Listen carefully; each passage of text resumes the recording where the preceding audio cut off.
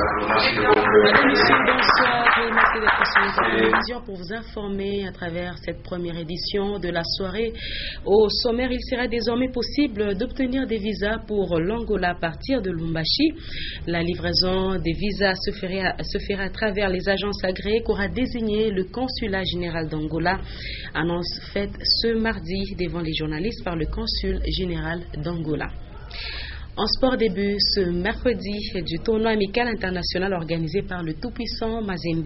Déjà ce mardi, l'équipe tanzanienne d'Azam FC est arrivée à Lubumbashi. Encore une fois, bonsoir. Le consulat général d'Angola va reprendre la délivrance sur place à Lubumbashi des visas pour l'Angola et ce à partir du mois de février de l'année en cours.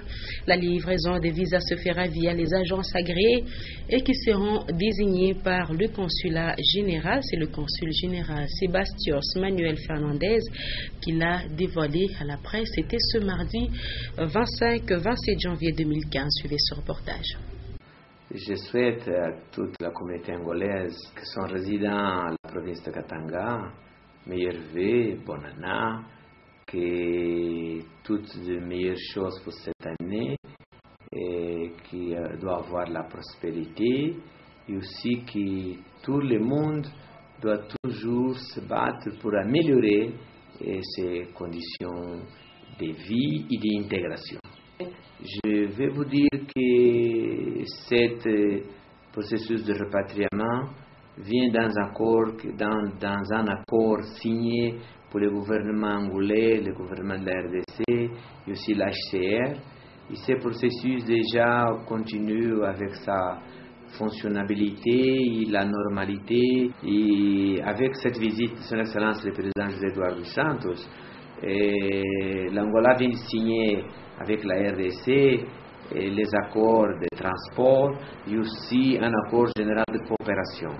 Je vais vous dire, par exemple, que les chemins de fer de l'Angola, du Benguela à Lubito, vont arriver à bientôt, dans les prochains mois, jusqu'à Dilolo. Et là, c'est une grande opportunité pour les opérateurs économiques de la RDC de bénéficier. Oui, cette année, pendant un certain temps, le consulat de l'Angola avait fait une rupture de visa, mais maintenant, j'annonce officiellement que nous allons recommencer à partir du mois de février à donner les visas. Et là, nous allons annoncer brièvement les sociétés, les agences qui vont faire la sous-traitance pour la conception des visas ordinaires. Voilà, c'était le consul général d'Angola. Les prix des produits pétroliers ont effectivement baissé ici à Lubumbashi. Le gouvernement congolais a donc fixé à 1440 francs congolais pour 1 litre d'essence et 1430 francs le litre de mazout, soit une baisse de 60 francs congolais. Des prix qui pourront encore baisser car le baril, lui, n'a pas fini de chuter. Il part de 120 $ américains à 50 $ et actuellement on parle de 38 $ américains au Venezuela. Le tout s'explique par la crise entre l'Ukraine et la Russie. À Lubumbashi, le prix du transport n'a pas encore bougé jusqu'à présent. Le constat de Linda Luka Lubankutu Séverin Katamboa. 60 francs congolais de moins sur le prix habituel de l'essence à la pompe et 70 francs congolais de moins pour le mazout. Des prix fixés par le gouvernement congolais et respectés dans les stations-service. 3 facteurs peuvent être à la base de la baisse des produits pétroliers. Les facteurs juridiques avec des lois qui régissent le secteur, économiques et politiques comme c'est le cas actuellement avec la crise entre l'Ukraine et la Russie. Le prix du baril passe de 120 $ à 50 $. Sur le territoire congolais, il est difficile d'avoir des prix uniformes, le Congo étant divisé en 3 parties. Il y a la zone Est qui comprend le Nord Kivu, Bukavu, Goma, la zone Ouest avec Kinshasa, le Bas-Congo, Bandundu, l'Équateur, et enfin la zone Sud qui comprend les 2 Kasai et le Katanga. Ainsi, le mode d'approvisionnement diffère d'une province à une autre, ce qui justifie la disparité des prix. Dans la zone ouest, par exemple, les prix sont moins chers parce que le carburant arrive par paquebot. Le coût du transport et les frais de douane sont réduits. Par contre, dans la zone sud, les produits pétroliers sont transportés par camion-citerne, ce qui implique un grand coût pour les frais de transport, sans oublier les frais de douane. Pour ce qui est du prix du transport en commun, les spécialistes rassurent qu'il baissera, la balle étant dans le camp des autorités locales. Les Kadhafi, eux, n'ont pas encore bougé leur prix qu'ils estiment déjà bas.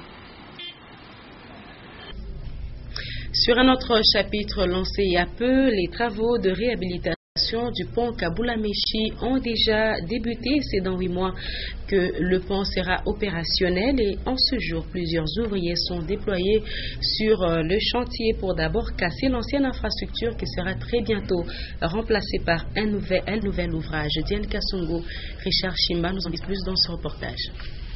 C'est un nouveau pont qui sera jeté sur la rivière Kaboula-Meshi au quartier portant le même nom dans la commune annexe. Une infrastructure à 2 voies et qui aura 9 mètres de largeur.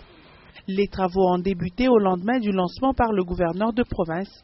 À présent, l'équipe commise à la construction du pont est en train de casser l'ancien. Le chef de chantier, Serge Moulandou, parle de la matérialisation du projet. Nous sommes en train de faire la préparation du chantier. Il faut ici un espace pour stocker le ciment, un endroit pour installer les ferrailleurs et autres avant de procéder au forage. Ce travail sera effectué dans un bref délai et tel est le souhait de cette équipe qui a même érigé un camp à cet endroit. Tout sera fait sur place. La population de ce coin de la capitale cuprifère salue cette action du gouvernement du Katanga à désengorger différents quartiers. Celle-ci souhaite également que le nouveau pont ait un espace réservé aux piétons. Personnellement, je suis satisfait comme on veut construire un nouveau pont, parce qu'ici, le trafic était souvent perturbé. Coup de chapeau au gouvernement provincial. Nous souhaitons aussi qu'on mette un espace pour piétons. Soulignons que c'est suite à l'érosion qu'a connue l'ancien pont ainsi que l'exiguïté de celui-ci que le changement a été initié. Et en santé, on va rappeler ici que les 24 centres de santé du district de Tanganyika dépendent de l'hôpital général de référence de Kabalo. Mais cette institution hospitalière nécessite une réhabilitation vu son état actuel. L'administrateur gestionnaire, lui, a évoqué les difficultés liées au fonctionnement. Édouard Kankou, Victoire Mwamba, qui reviennent de Kabalo, nous en disent plus. L'hôpital général des références de Kabalo dans le district de Tanganyika est une infrastructure hospitalière qui garde son architecture d'hôpital de type moderne, du moins pour ce qui est de son aspect extérieur. De la salle de consultation prénatale, en passant par la médecine interne, la pédiatrie jusque dans la salle des opérés, tout semble être normal. Mais quand on observe cette bâtisse de près, l'on se rend compte que les traces du séisme de 1992 et celles de la guerre d'agression sont encore visibles. Voilà pourquoi Nyembo Katansi Taylor, en sa qualité d'administrateur gestionnaire de l'hôpital général des références de Kabalo, plaide pour sa réhabilitation. Les malades, personnels soignants et même les habitants de la cité s'approvisionnent en eau potable grâce aux puits forêts. Les problèmes d'électricité dans cet hôpital trouvent solution grâce aux groupes électrogènes. Cette zone de santé couvre tous les territoires et il y a 24 centres de santé du district de Tanganyika qui dépendent de l'hôpital général des références de Kabalo. À en croire l'administrateur gestionnaire, le paiement des soins est une grande difficulté, ce qui rend difficile le fonctionnement de cette institution hospitalière de l'État congolais. L'actualité, c'est aussi cette marche de la paix organisée ce mardi à Lubumbashi. Les étudiants de l'ISC Lubumbashi ont à cette occasion accompagné leur directeur général et les membres du comité de gestion. Le directeur général de cette institution, le professeur Raymond Mandemutombo, a estimé qu'il était opportun de féliciter le chef de l'État qui a permis à cette institution de s'épanouir grâce à la paix et la démocratie retrouvée. Explication de Léon Magloire Mongam.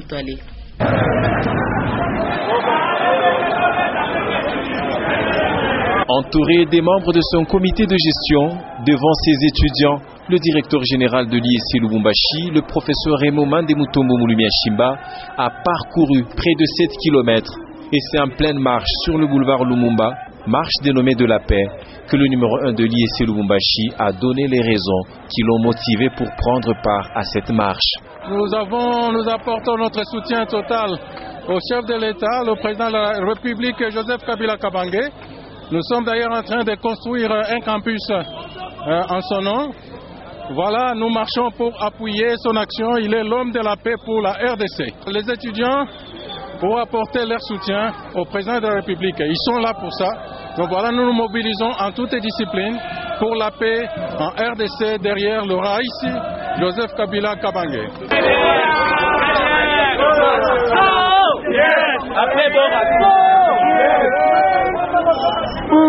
Et c'est à la Grand Place Moïse Tshombe, au niveau de la poste, que le personnel de l'IEC Lubumbashi a bouclé cette marche après l'adresse de l'autorité provinciale à toute l'assistance.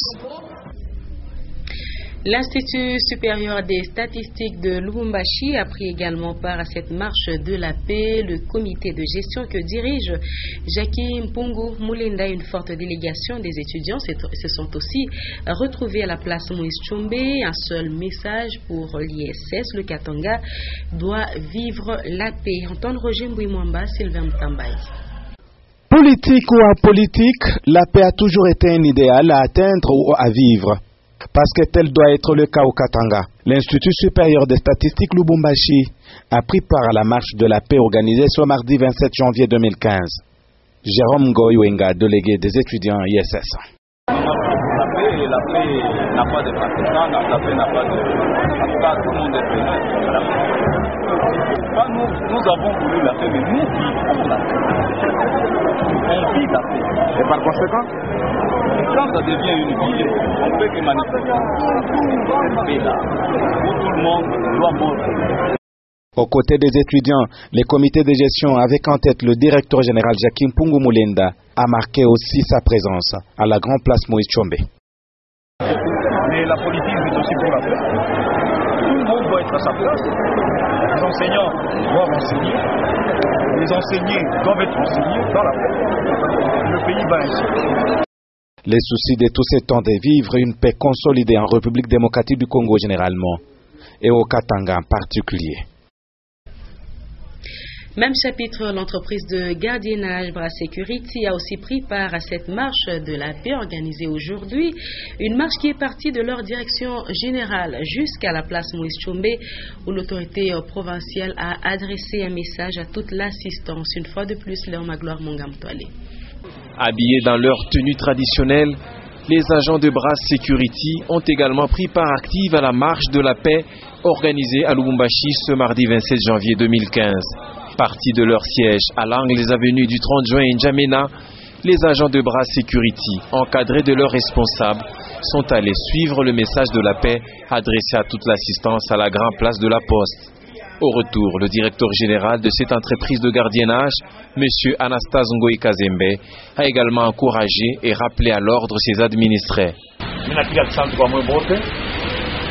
Nous devions montrer que nous sommes d'accord avec notre pays, avec nos institutions, et nous avons confiance. C'est ça notre but. Nous devons marcher sur le droit chemin. Je vous le dis toujours, nous ne sommes pas dans les petits coins, nous sommes au Katikati. Et nous devons être clairs. Voilà ma tenue. Donc même quelqu'un de loin, en abonne, c'est d'être clair devant tout le monde et de faire ce qui plaît aux partenaires. Il leur a recommandé beaucoup plus de conscience professionnelle et a redoublé d'efforts afin que Bras Security rayonne davantage dans sa noble mission, celle de sécuriser les personnes ainsi que leurs biens. Et nous sommes déjà dans la capitale Kinshasa où le vice-premier ministre et ministre de l'Intérieur et Sécurité, Évariste Bochab, s'est entretenu avec une délégation de la MONUSCO. Au menu, les événements qui se sont produits la semaine dernière à Kinshasa lors du débat sur la loi électorale à l'Assemblée nationale. Le patron de la MONUSCO, Martin Kobler, a reconnu que la population a le droit de manifester, mais pacifiquement. Il a condamné le fait que des bus ainsi que des magasins ont été brûlés par les manifestants. On va suivre ces propos au sortir de l'audience. On a parlé des événements de la semaine passée, les manifestations ici, mais aussi les développements politiques en ce qui concerne les manifestations, mais aussi le développement politique en ce qui concerne les élections maintenant. Je suis très très content que la paix sociale est rétablie maintenant, que la loi électorale est passée. J'ai aussi fait clair dès le début que des bus brûlés, des magasins, des boutiques pillagées, alors ça ne marche pas dans une démocratie. Il faut manifester paisiblement, il ne faut pas inciter à la haine. Maintenant, je suis satisfait que la paix sociale soit restituée, qu'on a la loi. Il faut aussi avoir des manifestations paisibles. Ça fait, si on demande, revendique l'espace pour l'opposition, l'espace pour les manifestations, ce qui est un droit légitime dans toutes les démocraties, il faut aussi garder le cadre légal des manifestations. Et de piller des magasins, de brûler des voitures, ça n'a aucune place dans les manifestations. Ce n'est pas une sorte de communication avec, même si on n'est pas content. Avec une certaine situation, en ce cas, avec la loi électorale, ce n'est pas justifié d'utiliser la force dans la rue.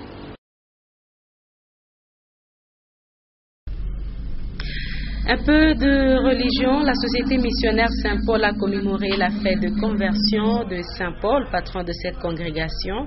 À cette occasion, la famille paulinienne s'est retrouvée au cours d'une célébration eucharistique qui a connu la participation de plusieurs prêtres, dont le tout nouveau diacre de la congrégation, le frère Deogracias Tumba Mukalai, Augustin Célestin Muganza, Stéphane Chisso.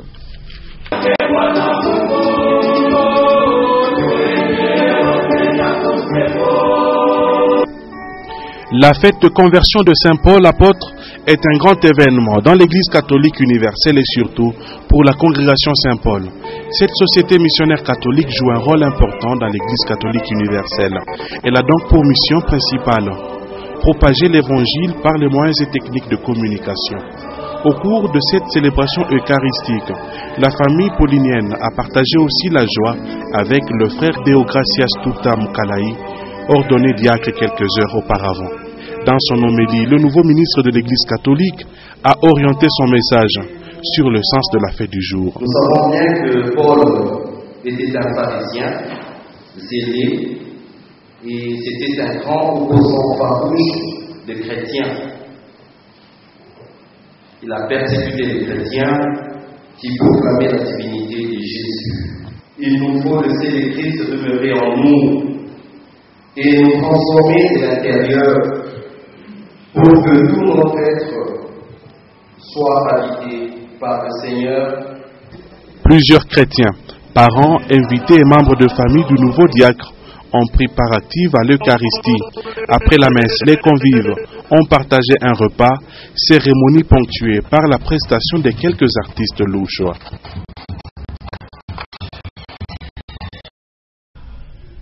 Sport à présent, je voulais annoncer le club tanzanien Azam Football Club est arrivé ce mardi avant midi à Lubumbashi. Les Tanzaniens viennent participer à un tournoi international amical organisé par le tout-puissant Mazima Nglebert à partir de demain, mercredi, à la Kamalondo. Jean-Marc Kassongo, Sam Kitenge. C'est en tout 24 joueurs du Azam Football Club de la Tanzanie ainsi que les officiels qui sont arrivés ce mardi aux environs des 10 heures à Lubumbashi. Le club tanzanien vient répondre à l'invitation du TP Mazembe Nglebert pour participer à un tournoi international à 4 qui verra la participation des Escola Zambie, Don Bosco et Mazembe de la République démocratique du Congo. Le coach camerounais Omog Joseph va profiter de ce tournoi pour préparer les préliminaires de la Ligue des Champions contre El Merreikh du Soudan. Azam Football Club, à en croire son capitaine, vient à Lubumbashi pour remporter le tournoi.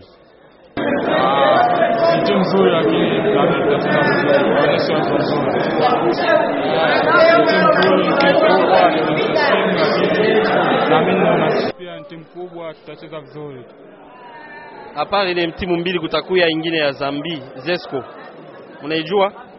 Tunajua pia ni timu nzuri, ni timu kubwa ya Zambia. Tunaijua. À ces jours, Azam est en tête du classement partiel du championnat tanzanien cette saison, devant Mtimbwa et Yanga Africa. Déjà ce mercredi, pour le compte de la première journée, les Tanzaniens seront en face du TP Mazembe Anglebert sous les coups des 16h, au stade TP Mazembe Lakamalondo. Et c'est ainsi que s'achève cette session d'information. On rappelle les titres avant de nous quitter. Il sera désormais possible d'obtenir les visas pour l'Angola à partir de la ville de Lubumbashi. La livraison de visas se fera à travers les agences agréées qu'aura désigné le consulat général d'Angola. Annonce faite ce mardi devant les journalistes par le consul général d'Angola. Vous l'avez suivi dans ce journal. En sport, début ce mercredi du tournoi amical international organisé par le tout-puissant Mazembe. Déjà ce mardi, l'équipe tanzanienne d'Azam FC est arrivée à Lubumbashi. Et c'est la fin complète de cette première édition de la soirée sur Nyota Télévision. Merci de nous avoir choisis pour vous informer. Prochain journal, tout à l'heure à 21h, les news, 21h15, le journal en anglais. Et à 23h, les derniers échos de ce mardi dans une présentation de Lumière Moussaou. Avec plaisir, je serai avec vous demain encore à partir de 17h30. Très bon titre de nos programmes.